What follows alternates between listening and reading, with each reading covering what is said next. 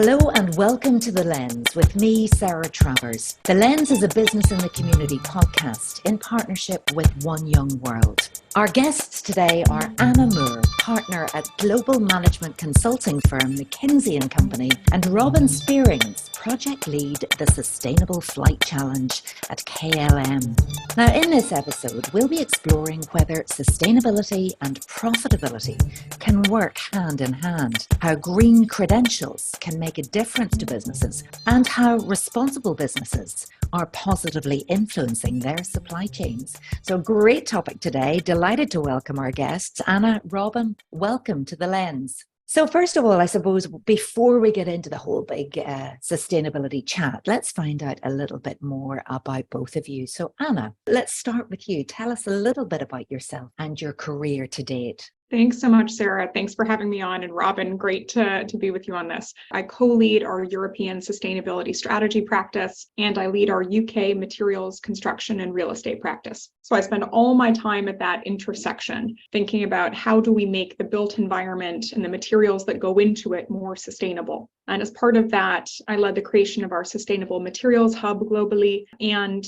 I'm part of the team that's leading our net zero built environment research. We as a firm firmly believe in sustainability as a value creation lever, and I spend a lot of my time working with businesses on how they can shift from seeing this as risk mitigation to really a chance to play offense and create value. Yeah, so I mean, you've got a big challenge on your hand, but obviously you've got a lot of companies and organizations, and you mentioned the sectors that you work across and provide advice and consultancy to. But many people, they need your help, don't they, Anna? We hope that they only need our help in this transitional phase, and that we're all able to graduate to really embedding sustainability in everything that we do, right? Ideally, we work ourselves out of a job on that. For sure, we've got a huge challenge. We estimate north of $9 trillion a year needs to be spent on the energy transition globally.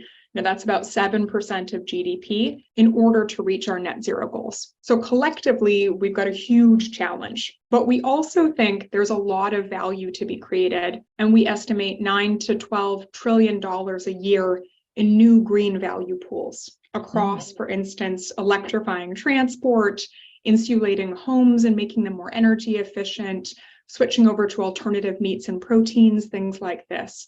And so a huge challenge, but also a huge opportunity. And my own theory of change is those two need to move together in order for us to stick the landing. So how did you actually get to the position that you're in today? I'm hearing the accent, Canadian. Tell us a little bit about how you grew up and how you got to be at McKinsey. Sarah, that's such a polite way of asking. Indeed, I'm Canadian. I think it's always safest to start with the Canadian ask. I actually intended to be an academic. So I studied natural resource politics and nationalism, and I thought I'd take a couple years out, come to McKinsey, and then go back and finish the PhD. And clearly, 10 years on, still working towards that dissertation. So really came to it through an interest in natural resources. How do they affect our world, and how do we make our use of the Earth's resources more sustainable, both socially as well as environmentally? Well, there's a real need there. I'm sure you will finish the PhD, but right now, everybody needs the advice that you're giving. So brilliant to hear from Anna. Our other guest today joins us from the Netherlands. Robin, you're very welcome to The Lens also. Let's just begin with your job title. Fascinating title. So you are Program Manager, the Sustainable Flight Challenge. We know you work at KLM, an airline, the Royal Dutch Airline. So tell us more about how you came to be that person. It's a unique job, unique in our company, but also in the industry, because I'm hired to put the interest of the industry above the interest of the airline, because we're bringing together many different airlines under one initiative where we focus on collaboration in order to accelerate sustainable aviation. We leverage the concept of friendly competition to bring to surface the solutions that we then share openly amongst each other. So either you win or you learn, but you gain from it either way. So we said, okay, there's nothing to lose. Everyone feels that sustainability is something we have to do in order to survive as an industry, as a company. And therefore, we put everything in there that we have, and we acknowledge that we don't know everything yet. So let's learn from each other, and let's prevent that we reinvent the wheel over and over again. So this is really beautiful. So the Sustainable Flight Challenge launched last year, where we had the inaugural flights operated by 16 different airlines, 22 flights, and they all gave their best. They operated the most sustainable flight they can possibly operate at this point in time. And we obviously challenged them to top it a bit above the usual. And that yielded in great results also. So last year we compared to ourselves, because we prefer to compare to ourselves instead of others. We improved our energy efficiency by 15%, which is comparable to operating a newer generation aircraft, for example. So that's a massive improvement that we made there.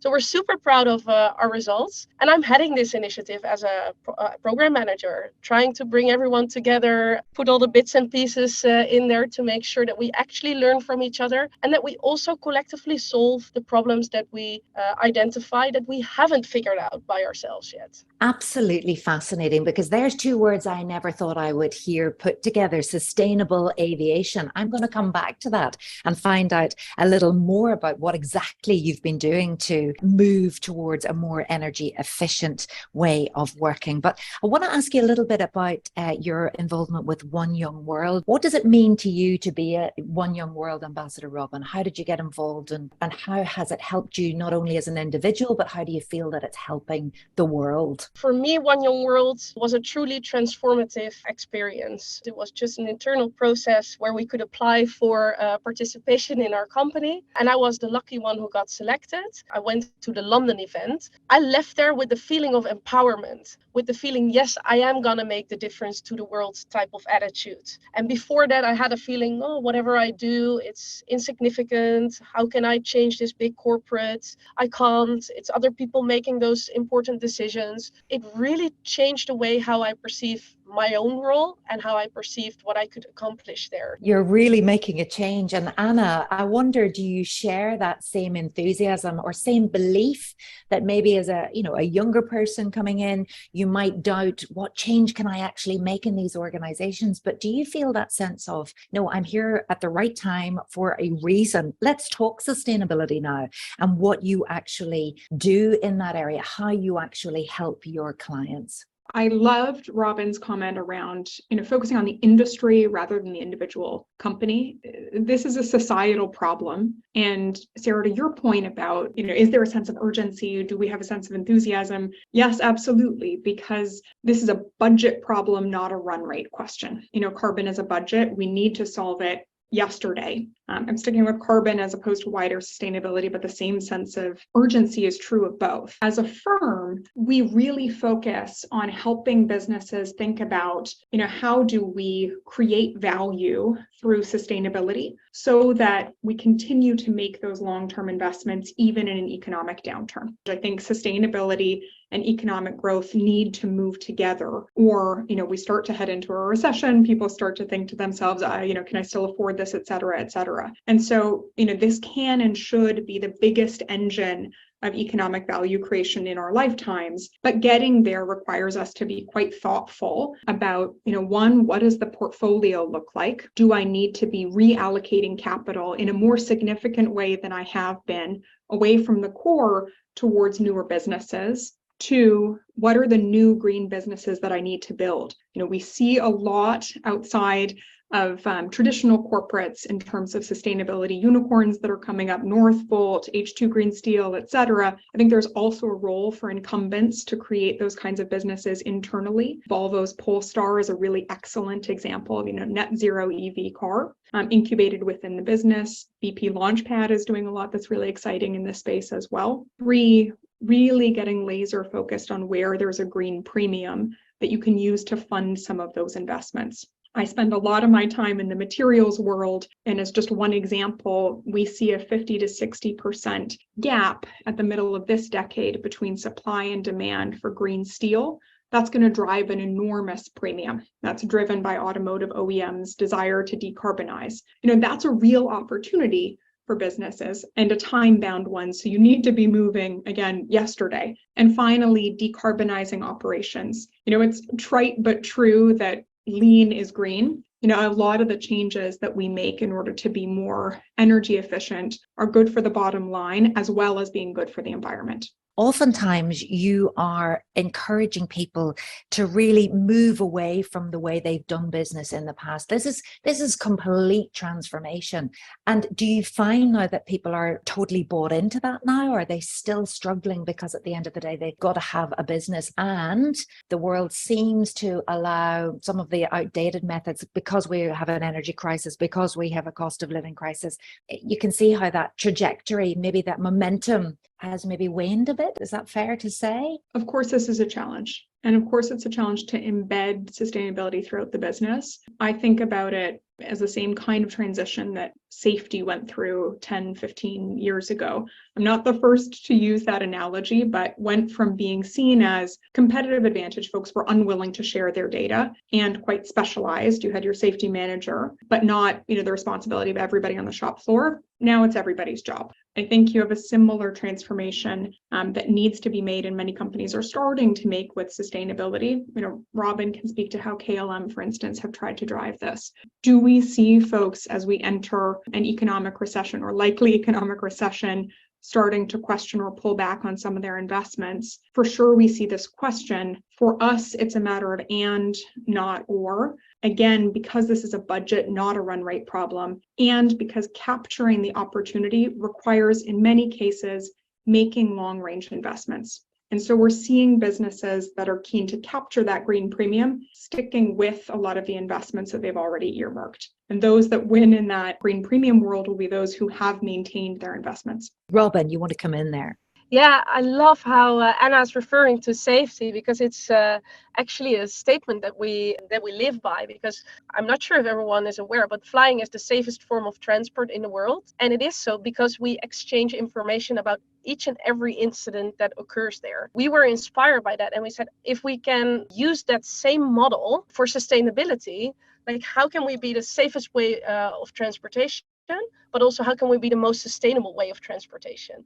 And this is exactly the concept that we're leveraging in this challenge by exchanging information. We do feel that there is a competitive advantage to being the greenest, but we don't hold any cards to our chest, meaning that we don't feel it should be competitive, but depending on the level of quality and the degree of implementation, it still is at the moment. So we're openly sharing everything because we feel that's the right thing to do for our future. And you see that people find this exciting as well as scary a bit at sometimes. Like, are we allowed to? Is this really intended? Do we really share this? You see hesitation in people. But I think it's like that. It will be a mindset that we look back at in 10 years, indeed, like, oh, how silly that we looked at safety like that. How silly that we looked at sustainability like that. I think, indeed, it will be something that we openly share with each other. And also rules and legislation will change around it. I think, for example, competition law might be drastically altered in order to allow us to exchange everything. Businesses notoriously and historically have always been in competition with each other. That used to be part of it. But again, it goes back to that point, Robin, that you made at the start. It really is about the industry and not the airline. I love the ethical side of that completely. But at the end of the day, Anna, do you really believe it doesn't matter about the competitive difference? I would separate it into two things. First is sharing information and developing common standards, creating, if you like, a common backbone across industries. We think that's critical. We're huge supporters of TCFD, TNFD, having a common set of standards and sharing best practices across the industry. Again, because this is a societal problem, and that's, in our view, not competitive. But don't get me wrong, there's also a lot to play for. And in our view, first movers and businesses that are forward thinking and making investments through cycle like KLM are going to really benefit from that. You asked a moment ago, Sarah, are you starting to see people pulling back on some of their investments? The direction of travel is clear. We see 9 to 12 trillion a year in new green value pools. That's going to be captured by people who are continuing to invest in sustainability through cycle. It's going to be captured by people who establish credible brands with consumers. You don't change perception overnight. And it's going to be captured by those who are bringing capacity online now. right? And so will some folks pull back? Sure, but I think it's short-sighted. Collaboration is absolutely key. We can't do this on our own. We have to collaborate. And Robin, you as well talked about working with 16 different airlines and challenging them to operate the most sustainable flights. You have something on your website that's really struck me, and it was appealing, I suppose, to passengers, your customers. And it was like, how really do you do your bit to save the planet by continuing to fly? And it actually had a staggering statistic up there that, did you know that flying from Amsterdam to Brussels takes longer than going by train? And you have something there that should be wanting to make people book a flight. In fact, it's saying, whoa, do you really want to book this flight? That's quite groundbreaking.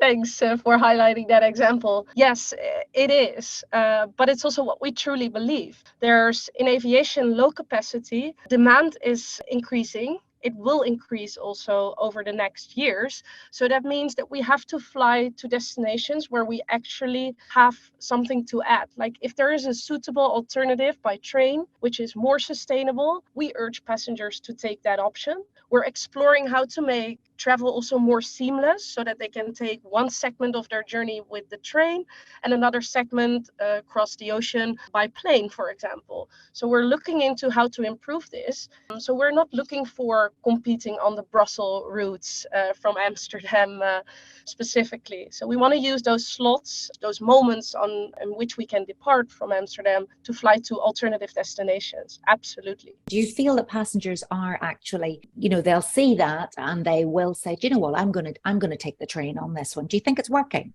I think it is.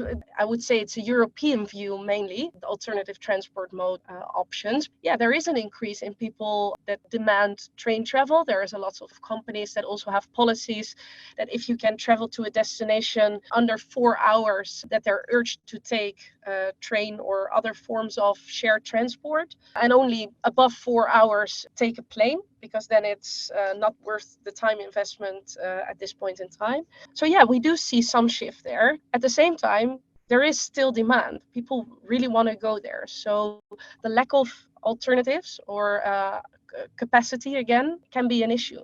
I wondered also about the comparison. We've talked about safety, but also thinking of the tobacco industry and, those warnings on cigarette packets. Did they really stop people from buying the cigarettes? I don't know, in all honesty. I doubt, because I think if people smoke for an addiction and a message on the package won't necessarily hold them back, I think it requires a bit more regulation. Take what was it, New Zealand? If you are born after 1994, you're not allowed to buy any cigarettes for your entire life. So this is a way to enforce something more from a governmental perspective. And sometimes I really think that we need the same to change things on an industry level as well. We actually want European legislation. We want a level playing field across the industry. We would love to have equal taxing on things that harm the planet, but it can't be done from a single country. It can't be done from a single airline, because if we do that, then people would just take transport, take the nearest airport across the border and take the same flight with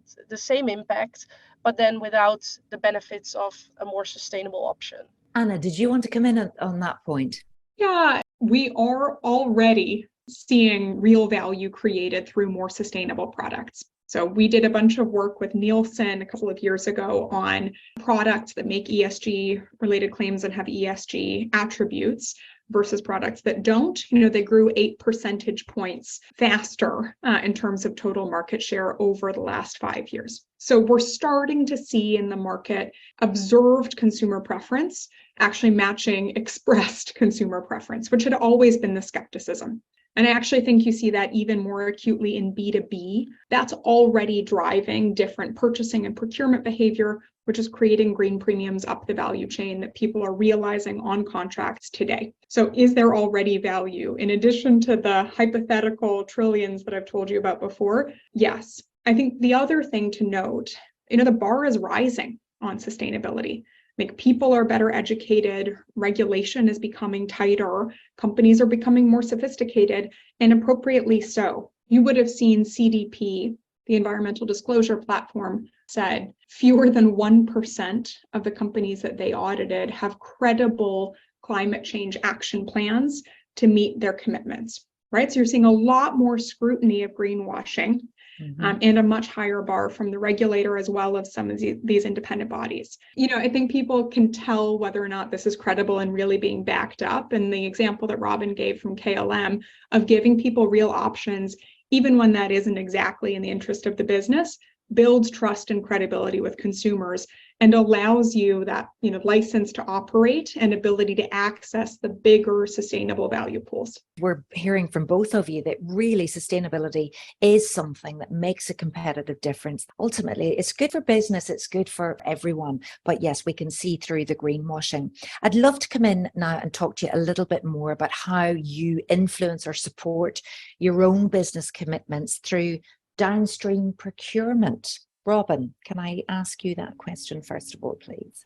KLM is part of a group, Air France KLM, and we're both member of the SkyTeam Airline Alliance. Through this alliance, we're collaborating with other airlines on multiple topics, one of them also being sustainable procurement. So we value a lot and we acknowledge that although our biggest portion of impact sits with the flying itself, a very big portion also comes from everything we buy.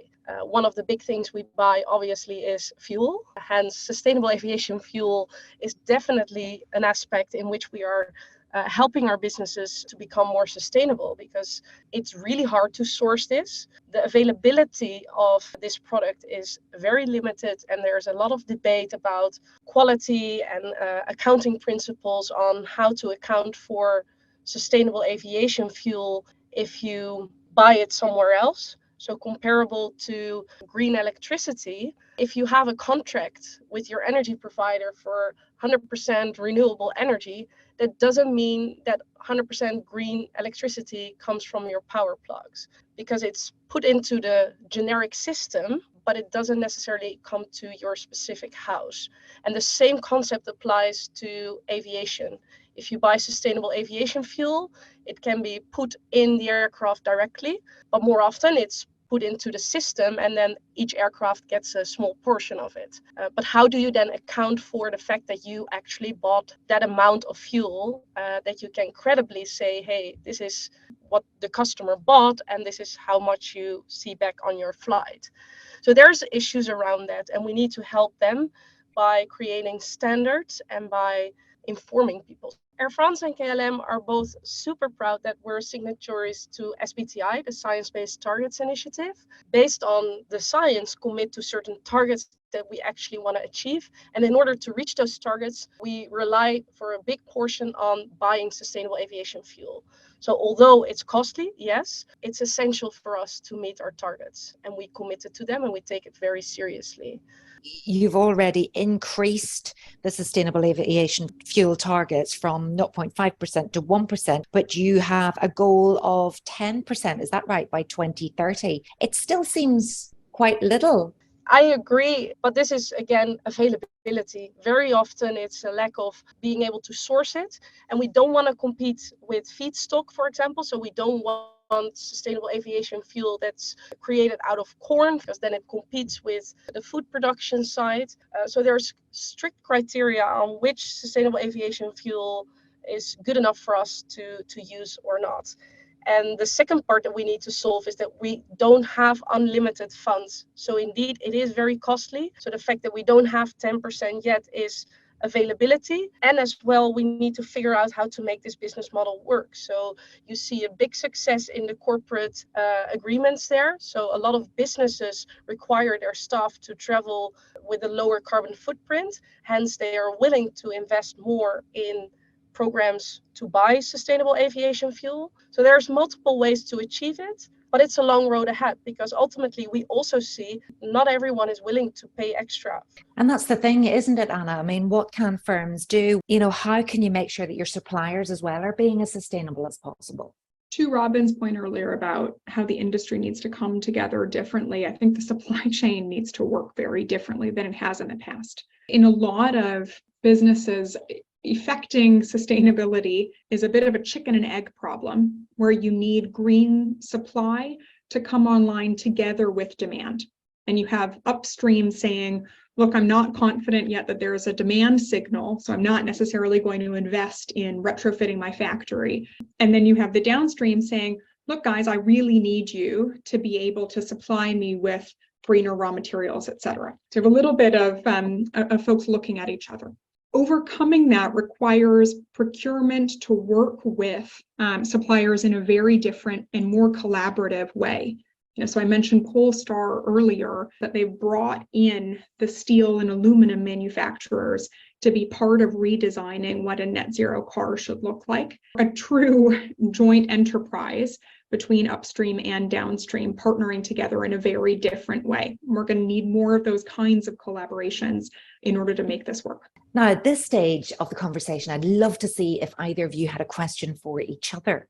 Robin, do you have any questions for Anna? I was wondering if you've ever seen other industries pulling together, overcoming the hurdle of individual interest over common interest. Is there a use case that we can learn from maybe? There are a couple of industries that I would point to as moving maybe a little bit faster than some others. I think where there's a clear demand signal and a clear premium, you're starting to see faster investments and in particular pressure from VCs and private equity that's prompting faster investment. So if I take, for instance, the cement world, we would have thought of that as an industry very slow to move, very traditional. Well, actually, you've had enormous investment into businesses like Carbon Cure, like Biomason. You've also had enormous investment into cross-laminated timber and into other, cement alternatives. And I think you now have realization across the industry that we're going to need to decarbonize the material and to come together in very, very different ways. Now, some of that is prompted, I think, by actually competition between different players. And by having some of those startups like a Carbon Cure, like a Biomason, nipping at the heels of the incumbents and prompting them to make investments in decarbonization. I would point to building materials, prompted not necessarily by getting together from the outset and attempting to collaborate, but in fact by competition to capture some of that green value. Fabulous. And Anna, would you like to ask any questions of Robin? Robin, I am inspired by and fascinated by the industry-wide work that you're doing, and I would love to hear a bit about just what it's been like to bring the industry together. Where have you had laggards versus leaders? What's the uptake been like? Fantastic question, Anna. It has been quite a journey. We had all sorts of assumptions, and most of them proved to be wrong. Because in this industry of aviation, we have some big key players that tend to have all the people and very often are perceived as the ones that know it all because they have the room to hire specialists and expertise. And then you have the small players, the underdogs. And we've clearly seen last year that although they are underdogs, they definitely are all in it as well. Learning from each other comes from the right intent, but also knowing how to find the right people. In KLM alone, we have 30,000 people working across multiple different business units. So how do I connect these people with the relevant colleagues in other airlines so that they actually benefit from it instead of it becoming sort of a mandatory exercise so that we tick the sustainability box? So how do we make it relevant, useful, and therefore see actual impact from it? We're figuring it out along the way. A lot of it is related to building relationships. I've never done a project that people say yes to so easily in terms of collaboration, and it's because it has a higher purpose. We need to listen to those small players. Absolutely. I think that reverse mentoring, if you like, or just to see what other people are doing and encouraging people to go faster, braver and bolder in the decisions that they make, which really is what business in the community encourages organizations to do. It's very evident to me that both of you, that's where your heart lies, is taking those risks and sharing the learnings. Robin, how would you say KLM is going faster, braver and bolder in the decisions they're making in the benefit of people and the planet? I love this question because I do too. The Sustainable Flight Challenge is actually born from an initiative called Bold Moves. And this was an initiative that was created by a group of people amidst the COVID times. And they felt that we needed to step up even more in terms of the sustainability topic. Later, it was endorsed by top management, but it was really a bottom-up approach. And each and every initiative had a few characteristics. It had to change the company in some way. It had to have significant impact. It has to inspire the industry. It needs to be ambitious but realistic. And it needs to hurt a little, because otherwise it means you're not stretching enough. So the fact that we're handing out freely our knowledge and ideas on sustainability might be perceived as, hey, I'm giving away a bit of my competitive advantage, but we don't care, we don't mind. Yeah, I think how KLM is helping is by endorsing and sponsoring all those bold moves that we have out there in the company. And there's many more. It's inspiring. Yeah, no pain, no gain, absolutely. Or as we say, no plane, no gain. No plane, no gain. I love it. Anna, I want to ask the same question to you. You're there consulting with so many clients and organizations, but would you be encouraging them to go faster, braver, and bolder in their decisions?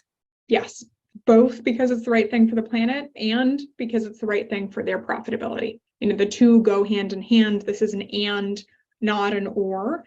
And in the same way that companies that invest through recessions outperform those that don't, companies that continue to invest in sustainability are going to be the ones who capture the 9 to 12 trillion a year in sustainable value pools.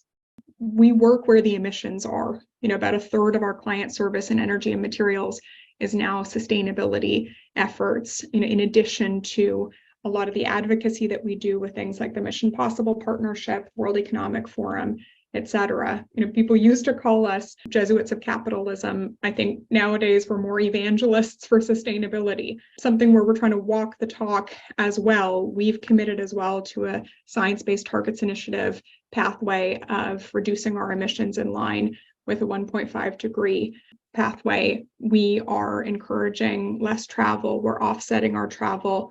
We're electrifying our fleet. We're switching to 100% renewables in our office buildings. So it's something where we're making meaningful commitments on our side as well. And there we will leave it. What a great edition of The Lens, a business in the community podcast in partnership with One Young World. Thank you so much to my guests today. Anna Moore, partner at global managing consulting firm McKinsey Company, and Robin Spierings, project lead, the Sustainable Flight Challenge KLM. It's been a pleasure talking to you both. Some fantastic takeaways today from one person who is an evangelist for sustainability to someone else who's absolutely looking at the industry and not just the company that she works for. Thank you so much. You've been listening to The Lens with me, Sarah Travers. If your business is keen to innovate responsibly, if you want to learn from others, or you want to understand how your business can go faster, braver, and bolder in its responsible decision making, please do get in touch with Business in the Community at www.bitc.org.uk. Thank you so much. Tune in next time.